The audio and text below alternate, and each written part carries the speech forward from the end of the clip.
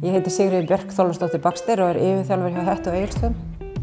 Þannig í dag fótbolti rosalega mikill partur af mínu lífi. Allt árið bara undirlagt í fótboltamótum og fótboltaæfingum. Fótbolti lífið þótt að fótbolti sé kannski ekki lífið sjálft. Minn drifkraftur í þjálfunni ef ég svara sem einni setningu, þá það bara að fá að hafa áhrif á krakkana sem ég að þjálfa. Ég sé líf einstaklings fyrir mér sem milljón púst sem verður einhvern tímann að svona heildarmynd og ég að vona að ég hafi á einhvern hátt verið eitt af þessu litlu púslum. Ég veit og ég vona að ég skili frá mér góðum einstaklingum út í samfélagið sem að hafa gott sjálfstraust og hugrekki til að elta drauma sína alveg sama hverju þeir eru. Kannski vonandi eftir 20 ára að minn drifkraftur sem líka sá að það sé einhvern tíma að pota í öxlina á manni og sagt takk að því maður kannski hafði einhver góð áhrif á líf þessa krakka sem maður þjálfar.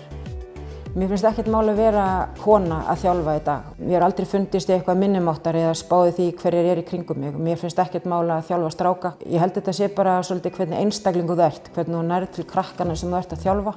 Og þegar ég ákvað sjálf að vera þjálfari, þá ákvað ég að búa til minn þjálfunarstíl. Að þá farið út á æfingunum hjá mér með smá ekstra trú á sjálfu sér. Konur þjálfarar geta þetta alveg eins og karlar þjálfarar. Það bara spurning hvernig þú nálgast starfið þitt.